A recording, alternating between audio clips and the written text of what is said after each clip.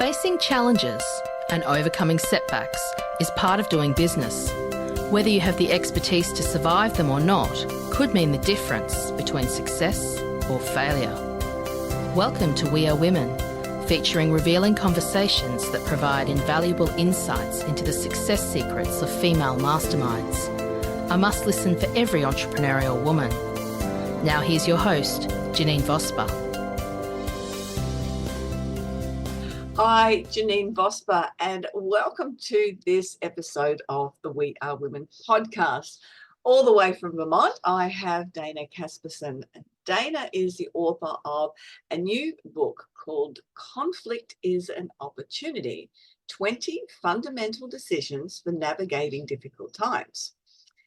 She is a conflict engagement specialist, best-selling author, TEDx speaker, and award-winning performing artist. When I read the performing artist part of your bio, Dana, I thought, I want to dig into that a little bit more. That was intriguing. She works with individuals, organizations, and communities worldwide as a trainer, coach, consultant, and dialogue designer. That was the other thing that I went, okay, that needs some discussion as well.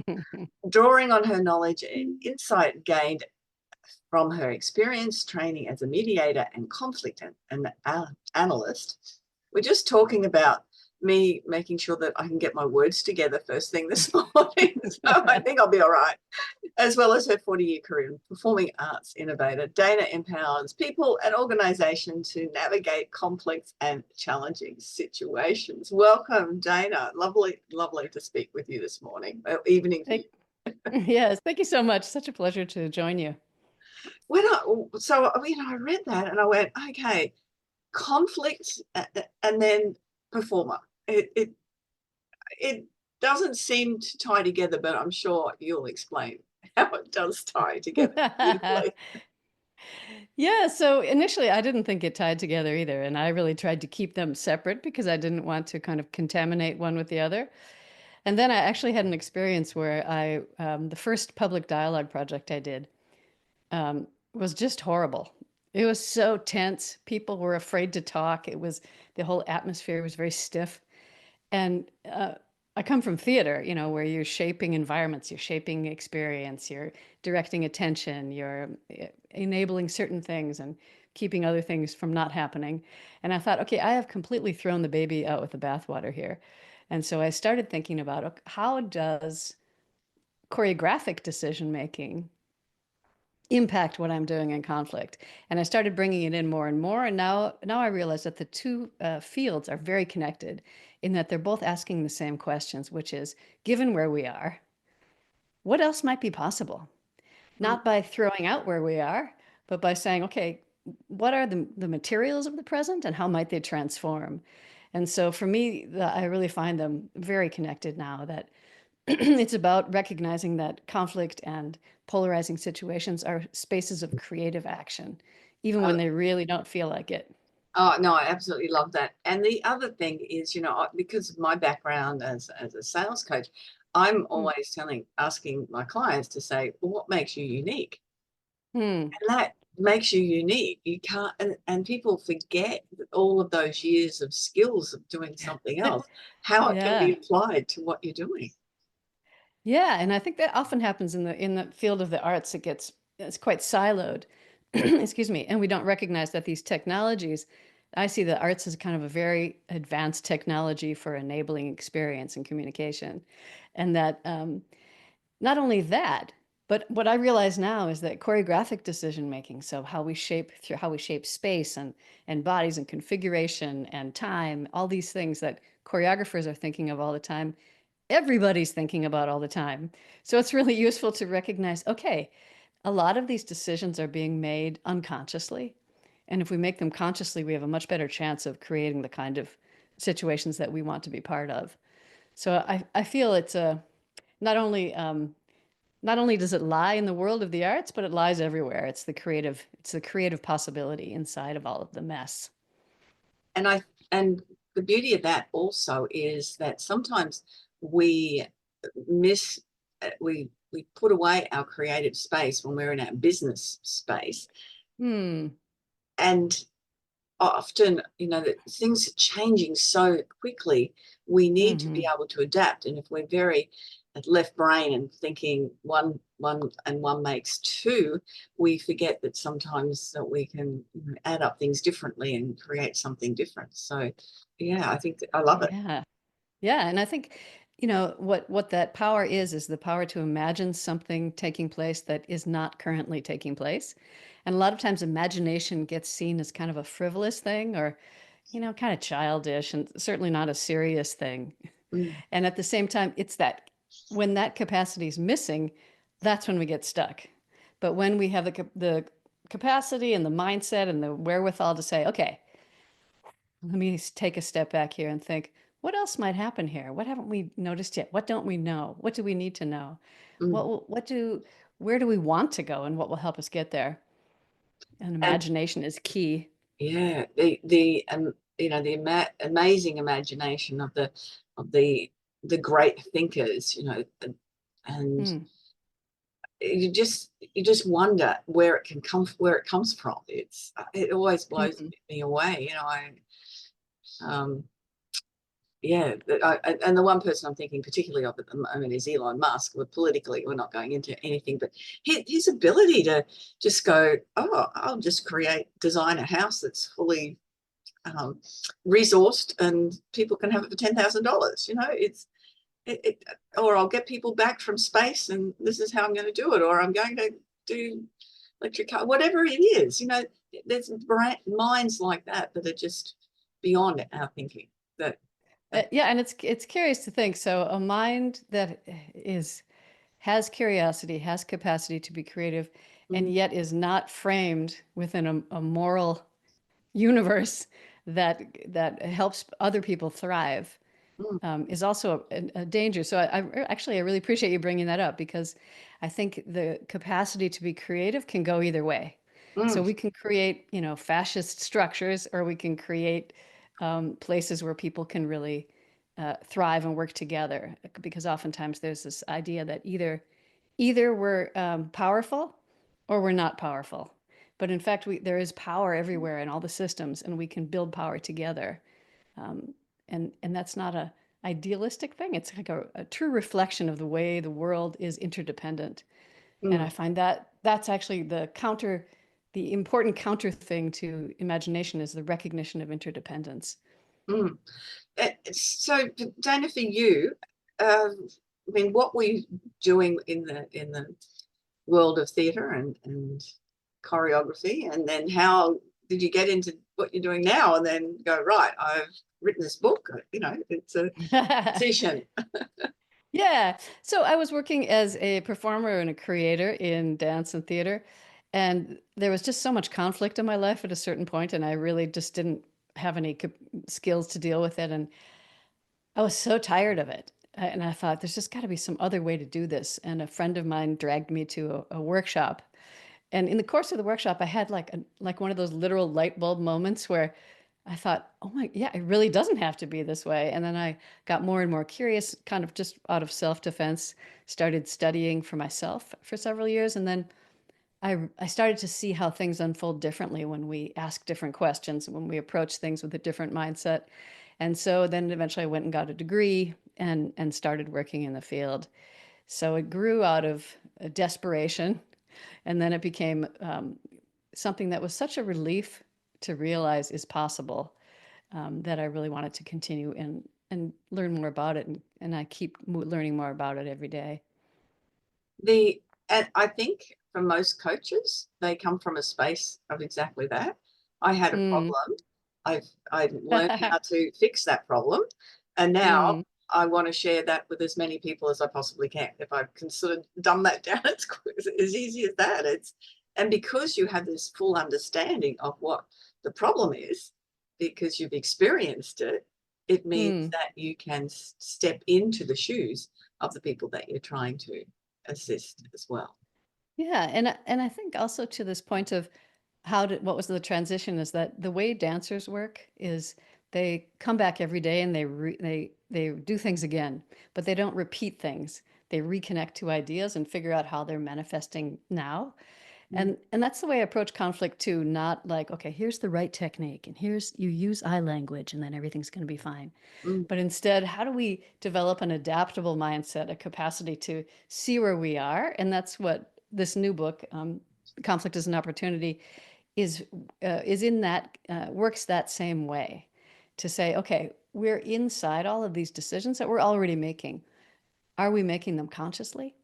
Where do we want to go? What do we want to be able to see? And how do we make that more possible through the decisions that we make so that it's something we re-enliven every day rather than something that exterior thing that we have to learn. And being conscious of everything is very different than living unconsciously. The whole experience is Yeah. quite different when you can step back and look at your response, or even when you're actually in a situation, to be able to sort of transfer yourself and look at and go, oh, okay, I see I'm Yeah. doing that. I wonder why I chosen to do it that particular way at that time. Yeah, and I think that gets to the point that attention is one of the most important things, the most important powers that we have to be able to consciously direct our attention, because often our attention goes habitually to somebody attacked me, I'm going to defend myself. So kind of cycles of attack and defense or blame. And if we can, like you say, take a step back and say like, wow, okay, I fell right back into that whole attack defense cycle.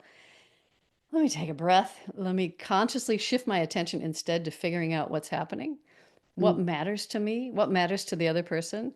Do we have the information on the table that's going to actually allow us to move forward in a way that makes sense to both of us enough that whatever we decide to do is going to be sustainable and is going to be effective, Mm. instead of trying to jam through one person's strategy, for example? Yeah, so there's not a winner.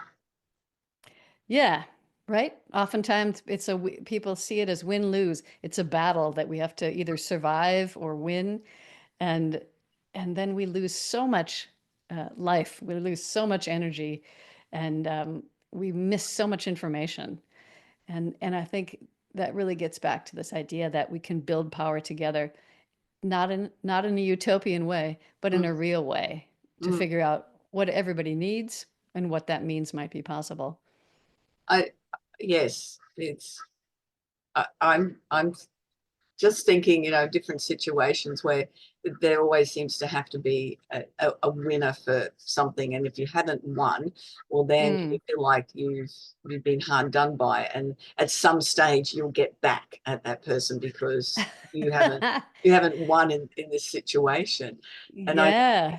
it happens, doesn't it? Yeah, the retribution. And Yeah. a lot of times people say either, okay, they try to shove through their own strategy, but then that leaves the other person resentful, and then there'll be retribution, and then it just repeats. So it's kind of a violent cycle that repeats, and it Definitely. feels permanent, but it's not. I've noticed with myself that as I have matured in years, that I really don't care as much. It's, oh, okay. I'm not going to change that person's opinion of something. Mm-hmm. And yeah, that's okay. I'll just let it go. I can give you as much evidence as possible, but if that's the way you choose to be, then, whereas I know I possibly, wouldn't have, I know, possibly, what a silly word. I know I would not have done that in the past. Right, and through experience, you've come to realize it's impossible to change other people, and it Mm-hmm. also is a pointless undertaking. Mm. But we have such capacity to shift our own perception of what's happening and what we offer, which does, in effect, tend to provoke a different response in the people. Because if I come at you with an attack, you're going to be defensive right away. It almost always happens. But if I come with real curiosity, like, hey, I've noticed this is going on. I'm wondering what's going on with what you're thinking, and if we could have a conversation about it, it's much more likely that you'll be willing to do that. And that's a great technique, that curious question. So Yeah. just thinking, I'm I can adapt that when I'm in the coaching mode or with other people, but it's really hard when the person you've been living with for 45 years, it's just sort of, because that's a real thing, isn't it? You know, Patterns. oh, I can't be bothered being pussyfooting around it. I just want to go in on the attack sometimes, or not necessarily attack, but I just want to make a point, you know. Right. That's it. And that's such a great example, because oftentimes then we feel like we're making our point, but in fact, we're just kind of offering them a sneaky attack, and we haven't really talked about what we care about on the more fundamental level. And I think those kind of, we get some kind of hardened patterns going on, and they start to feel like that's just the way it is. And it really takes like a strong curiosity to say, okay, whoa, I've noticed we've been doing this for 40 years and it doesn't feel good. Like, I don't think it's making our life better. What do you think? Could we talk about what else we could do here when this happens? Yeah. That those kind of, with a real curiosity, like a robust kind that's willing to listen, willing to consider, not trying to win the strategy, but to try to really understand what's happening for you? What do you care about the most in this? Yeah, I love that. Oh, think about that one. No, it does make a difference. So that absolutely, that curious factor. When it comes to women though, in conflict, I think there's a couple of ways we go, isn't there? There's either sort of letting people railroad them, or really coming on the attack, the defense. Is how do women avoid that? Yeah, and I think that has to do with the way the society tends to judge women for being either too aggressive or too passive. And so there's this kind of narrowed area where people perceive this is where I can walk. And I think stepping out of that story and really just coming to these basic actions of developing a curious mindset, being willing to stay with it even when other people shut down, being willing to and capable of describing topics without attack or defense. So say, instead of, on a mundane example, instead of saying like, oh my God, I'm so tired of you not doing the dishes. You always expect me to do everything. You're such a slob. Instead of having those attack and defense and opinions, taking all that out and saying, hey, I want to talk about how we share household tasks, so that we can describe, not keeping emotion out of it. We might still be really frustrated and say, I'm really frustrated because I find that we end up doing the same thing around this every time, and I'm exhausted. And I want to have what feels to me like a more fair way of dividing up household tasks, and we talk about that. So I think for women to stay curious, be capable of describing things in a way that's doesn't contain attack and defense, and yet really describes what matters to you, to use, to see emotion as a signal, as opposed to somewhere we can get stuck in, but the emotion is there because something matters to us. I am furious about this because it's really important to me that I have autonomy in this situation, for example. Yeah. So not being afraid to express the emotion, because the emotion is part of how we think. And it also helps people understand where we're coming from. But always connecting it to what matters to us on the level of, let's say, needs or interests, for example, autonomy, or the capacity to have a clarity around the decision-making process in a project, to be able to describe those things. And then another actually really important thing that I find is super helpful is to distinguish between acknowledgement and agreement. So oftentimes we become afraid to acknowledge what somebody else says because we feel like that'll be an agreement when we really don't agree with them. But to recognize there's real freedom and power in being able to say, okay, so it sounds like to you, it makes sense to do this and this. Is that right? Okay. Yeah. And what's important in that for you? Okay. Yeah. And so here's what I'm thinking around it. Here's what's important to me, so that we're not afraid to get other people's information on the table, because we don't have to be in reaction to it, pulled or pushed by it. Let them be over there with their thoughts. Let that be an important part to put on the table, and be with ourselves, able to acknowledge, because it doesn't mean that we either agree or disagree. Those are some fundamental things. Yeah, I that's so important. And what just popped into my head, I'm part of organizations where we run business meetings. Mm-hmm. And where somebody that will move a motion and then someone will second it, but the seconder doesn't have to agree with it. They're just Hmm. seconding the motion. It's very similar sort of aspect. I don't have to agree with it, but let's discuss it. And that's really what that is Yeah. in that space. And it just came to me. That's exactly That's what you're interesting. doing. Yeah. Yeah. Yeah, exactly. You're saying, okay, yeah, so that sounds like a topic. But oftentimes people will bring the topic in with like a strategy attached, like we should do this. Yeah. Okay, so you're thinking we should do this.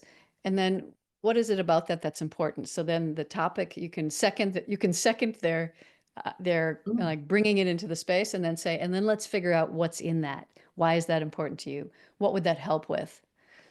Yeah. Right. Yes. Yes. And then depending what it is, debate Hmm. which Yeah, is talk different about, than argue. I love debates because you can bring information in. And then yeah. if you're in a debate, then I'll be listening to the opposite side go, that's a really good point. I'm going Yeah, to because argue if it in a debate because that's what I'm right. going to do, but it is a very good point.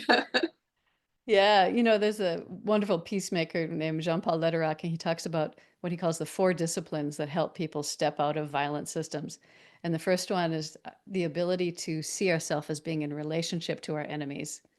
And the second one is the curiosity to be able to um, be with complexity without falling into duality.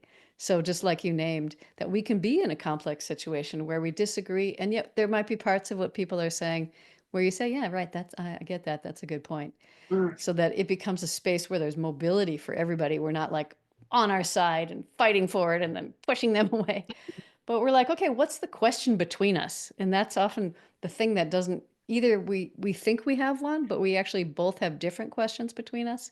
But mm, if we can really figure out what the question between us is, then it's something that we're working on together, even if we disagree. mm. And then that's a creative space. Yeah. And yes, my mind goes everywhere when I sort of hear it. It just sort of zips off onto a totally different. Mm-hmm. Well, not an analogy. Usually is where I keep thinking of the things Uh-huh. that you're saying, but what I'm thinking as well is when you're going into workplaces, Mm. I'm assuming then there may be an odd person that might have, you know, this is not necessary. This is not for me. And they've got a block up getting through because no, my workplace told me I had to be here. So that Oh, when I go into places, you mean? yes, Yeah. yeah, Yeah, so what I find is really important is that I don't go in with techniques. I don't go in with telling people what they should be doing. My curiosity is around, okay, what do you notice is happening in the situation? So say there's a organization that's having a lot of conflict. Then we'll spend time saying, okay, so what are the things that you're noticing are happening? Let's get all that stuff on the table. What matters to you in this? And then we can talk about it. So it's a process of opening up. Um, and sometimes people might be like, "Oh my God, this is another one of those conflict resolution things. I'm gonna just sit through this whole thing again, and nothing's going to change." And so I actually don't go into organizations unless the people who have the power to make decisions can fully explain to me why we're doing this, and mm-hmm, that they're actually going to follow through. Because otherwise, it basically inoculates people against any kind of future work. So I work first with the decision makers to say, okay, what is this for? And why are you asking people for input? What will be done with this input? How can people know that there's a reason for them to do this and they're not just either being utilized or just being kind of pacified? mm, So that I come in and actually I also don't work with groups that where it's mandatory because it just doesn't make any sense. It no, really makes no sense. So I say that, anybody who wants to work, anybody who approaches me, I say I only work with people who want to be there. And then when the people come, I also say it again, like, hey, my experience is that it only makes sense for people to be here who want to be here. So if you don't want to be here, please feel free to step out whenever you want to. But what I find is that once people get a sense that what we're working on is not that I'm going to tell you how to deal with conflict, but instead we're looking at what do you notice about what's in your situation, what might be possible, what gets in the way, what if there were change, what might that look like, and then developing this your own mindset as opposed to having some sort of external framework jammed down your throat. I find that's a big Yeah, difference. people will take ownership of that then, but it's also validating their opinions, which is such Yeah. an important part. It's one of the things when I talk about sales training all the time, it's validation, validating, or whatever it is, validating someone else's opinion, idea, or someone's being difficult. It's still validated, and then Yeah. move it around. Come in And from a then move it different angle. around. Yeah. Yeah. And I think that's what happens is to give people a different experience of validation, because a lot of times people come into maybe into a workshop having already had a bunch of arguments about some particular topic and they're done. They're just so tired of it. But to then be able to acknowledge, first of all, people come in with an opinion, acknowledge the opinion, but then validate what's under it, because that's what they really care about, even though it often feels to us in conflict when we come with an opinion like we've expressed what matters to us, but usually we've just expressed a strategy.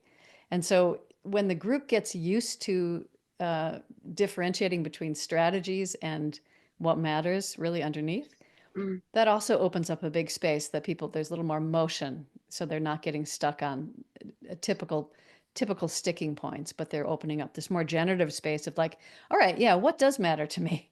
And what really matters to you in this? Yeah. And the opportunity then, if, the learning that in the workplace is then taking it out into their home life and the real world. It's a bit of a Yeah. ripple effect then, isn't it? Because it makes a difference elsewhere if people can learn. Oh, absolutely. Yeah. Yeah. And that's what I find is that people, I teach courses a lot, and I try to teach courses that happen over time and not just short courses, because people need to have the opportunity to try things out, run into problems, come back, think about it. And people really name that after a while, like your brain changes. You just start paying attention to different things. So you shift the patterns of attention into things that tend to make things work better, tend to get you the information that you want, tend to allow you to express yourself in ways that people can hear you, and tend to move toward ways forward out of places where they thought they could never move out of. Yeah. And is that what you mean by when I first introduced the dialogue? Just looking where I said it, the dialogue designer. Is that Yeah. what you mean with that? That you help them form their words better? Is that?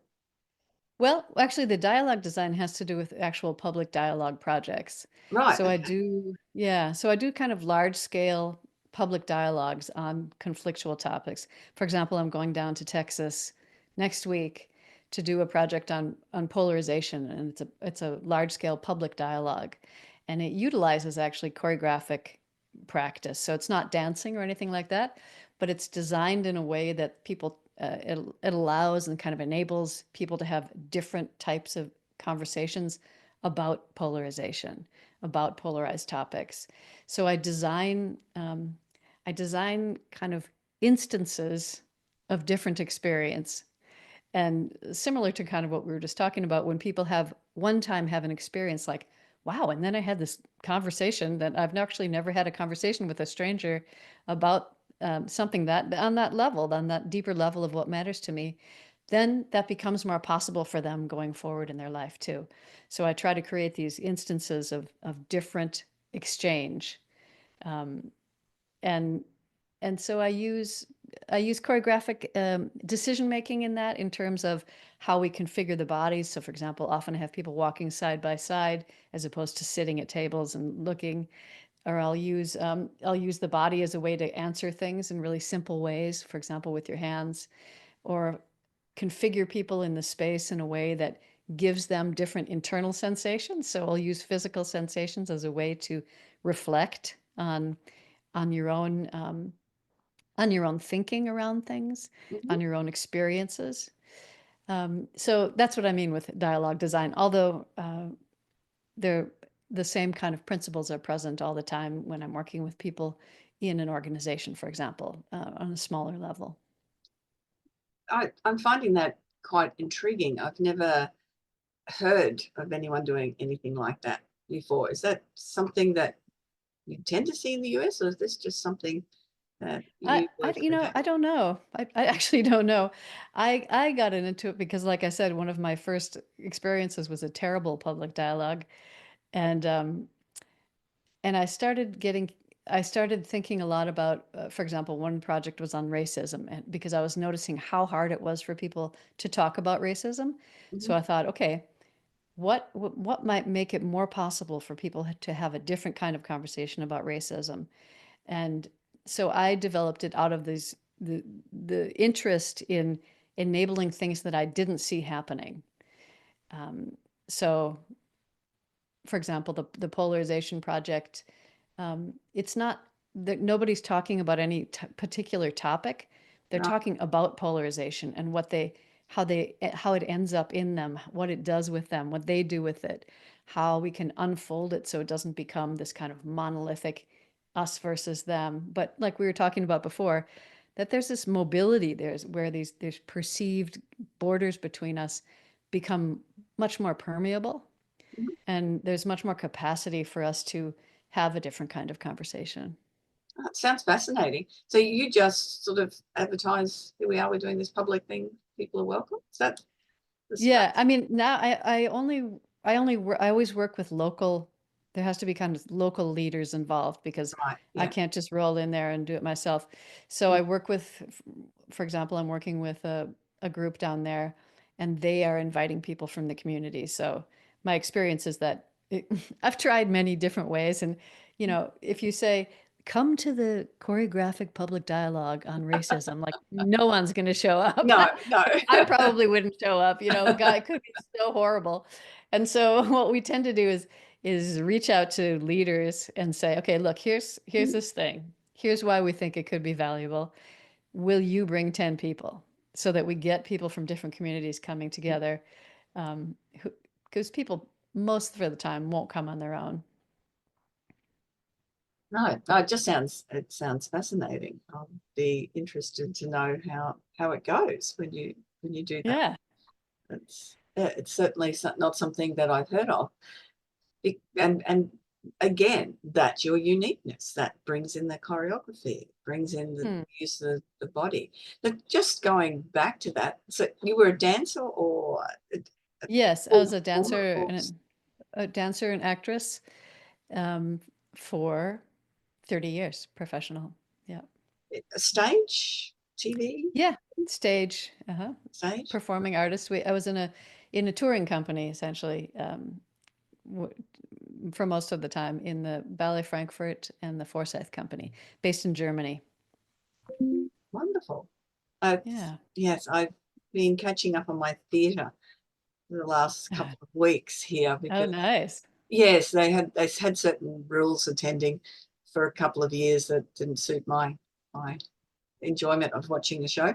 So we waited till they removed all those conditions, and then yes, been catching up. And it's been I love the theatre experience.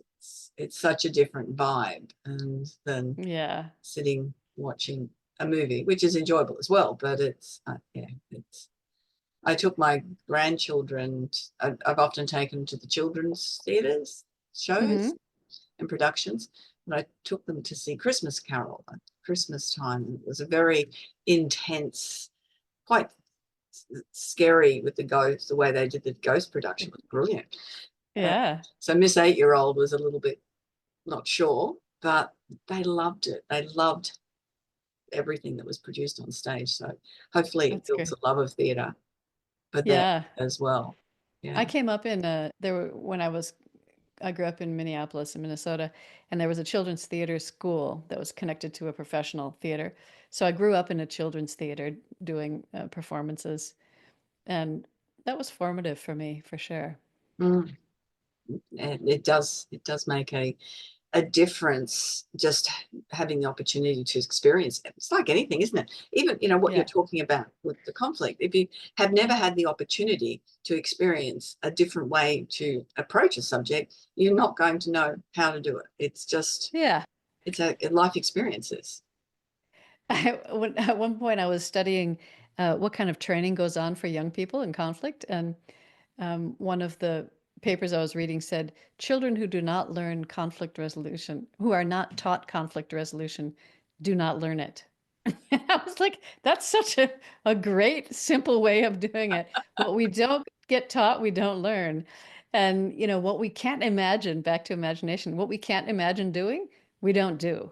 And so I think the capacity to imagine and also to enable imagination in other people is so important, because that's when we can say, like, okay, maybe there's a way out of this, not by getting rid of it, but by recognizing that this can transform where we are. We have that capacity.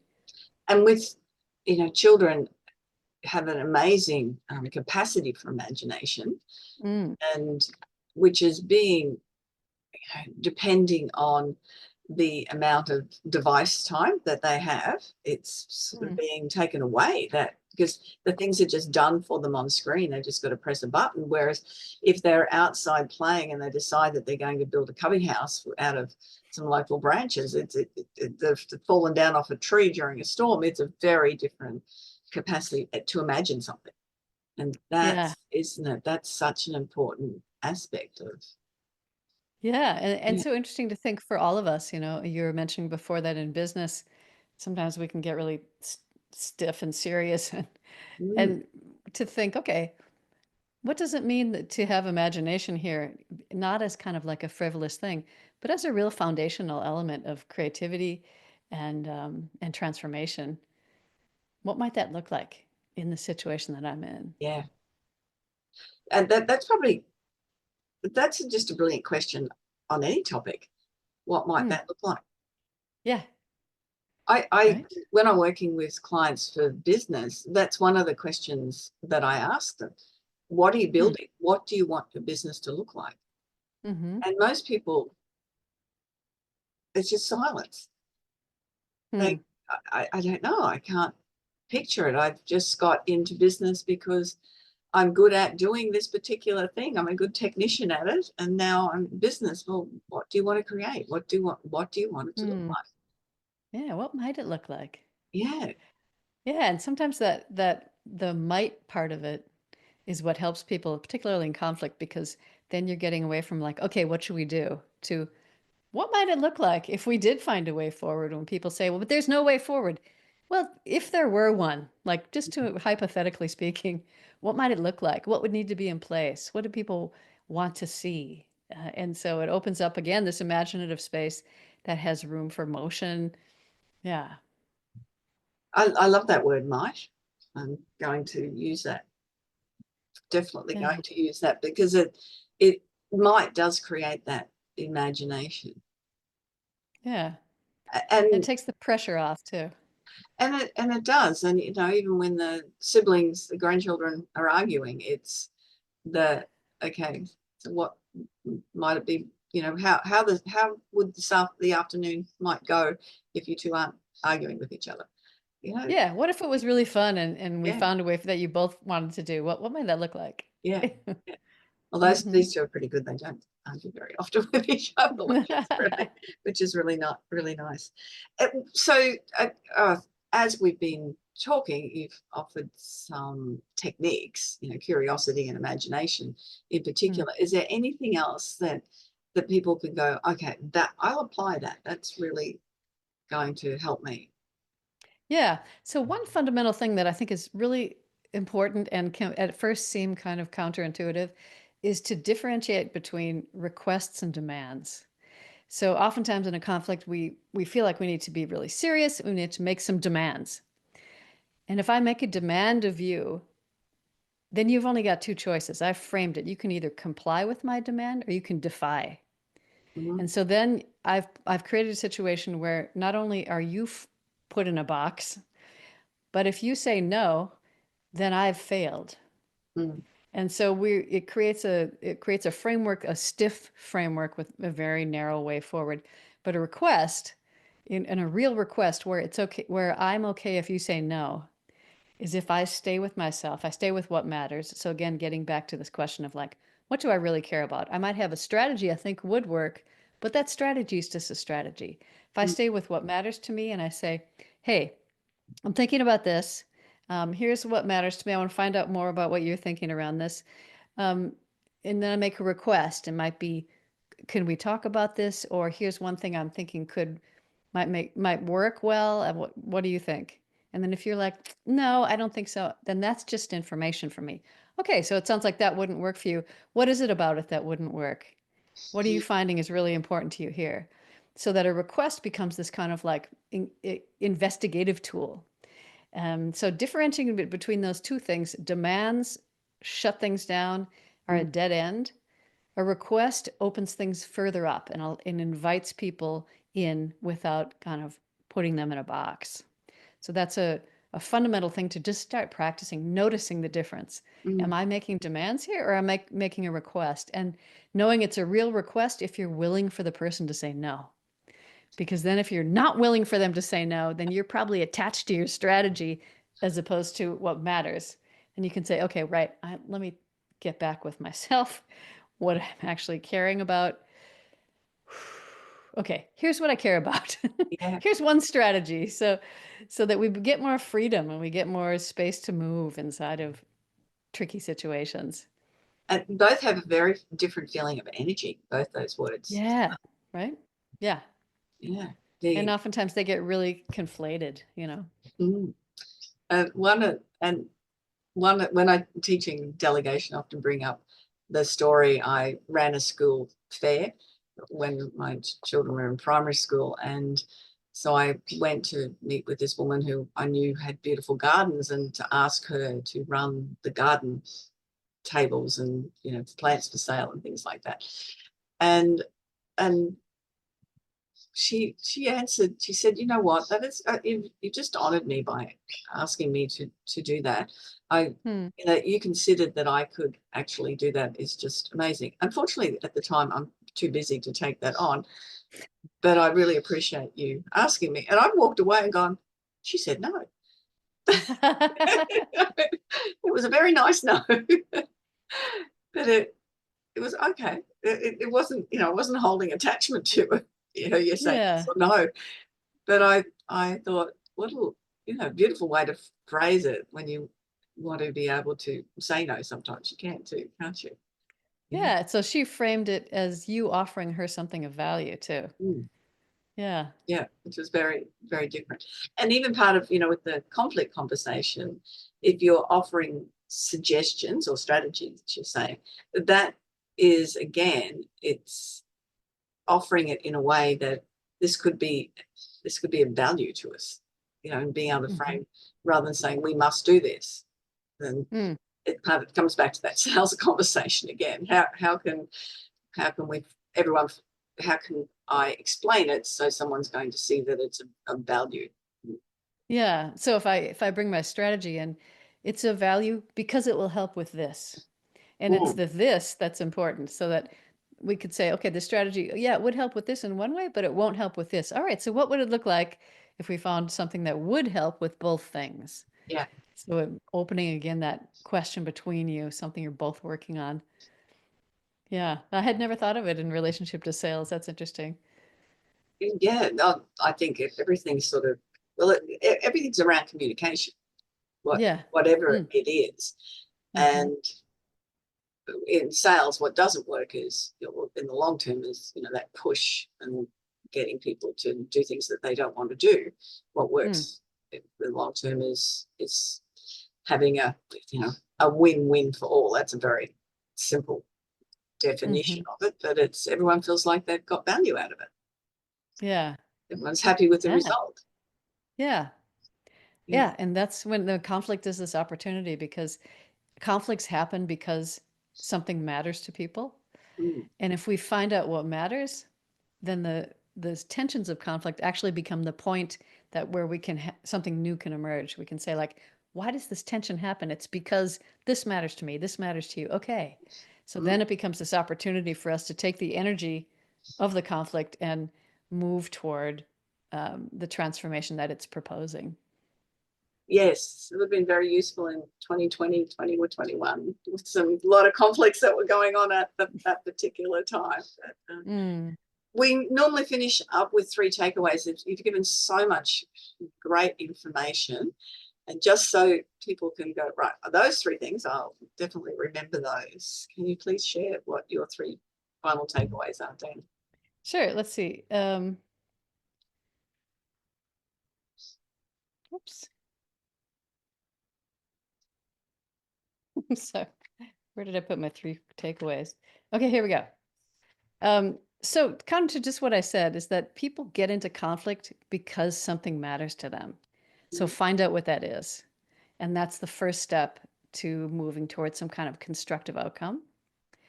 And then really see conflict as an opportunity for constructive change, because that's what opens up these broader possibilities. So we often get into conflict either, like we said before, as a battleground or as something to just like avoid at all costs. Mm-hmm. But instead to say, my husband and I, after many, so many years of my work, now when a conflict comes up, we're like, oh, good, it's a conflict. Excellent. Let's figure out what's happening. It's so informative.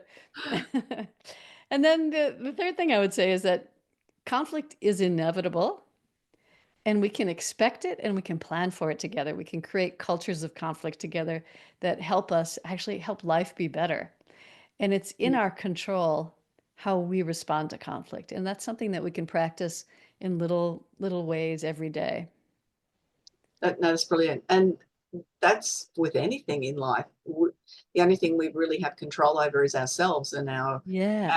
our response to situations. We can't change others.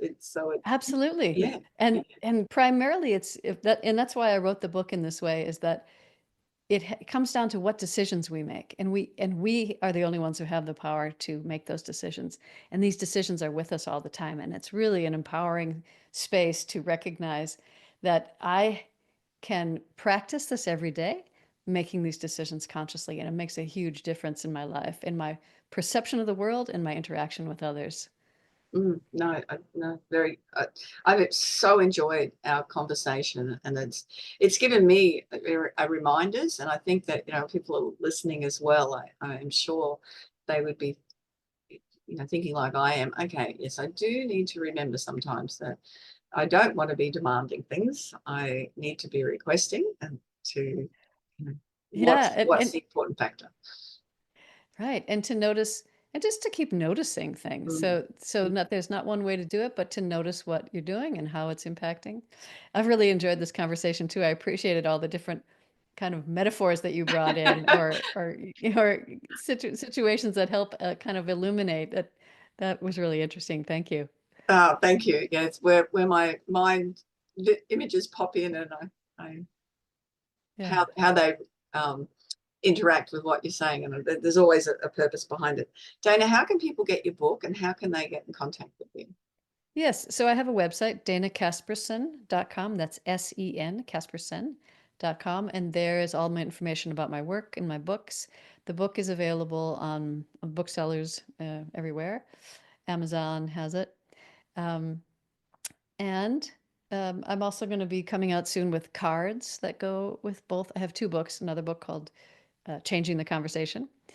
And everything is available on my website, so they can check it all out there.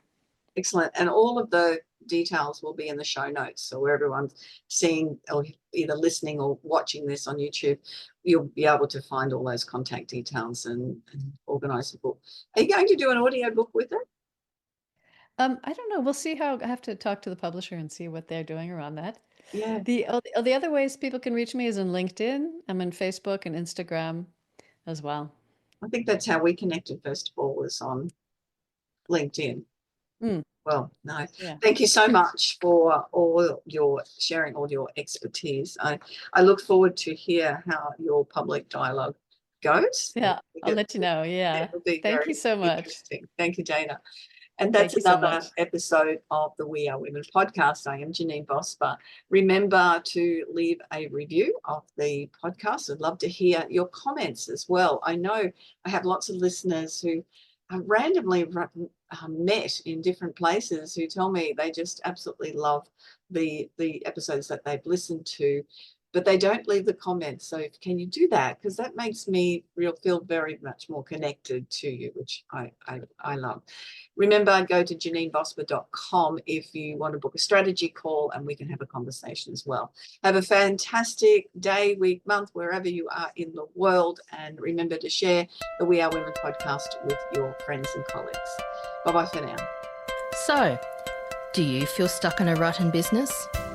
Visit speechperfect.com.au and download Janine's free ebook to avoid the 5 most common stumbling blocks women face in business. It's jam-packed full of tips to overcome the barriers that could be holding you back from the success that you dream your business will be. We would love you to leave a review of today's episode and share this podcast with other women in need of entrepreneurial inspiration. Subscribe to the next episode now and join the We Are Women community.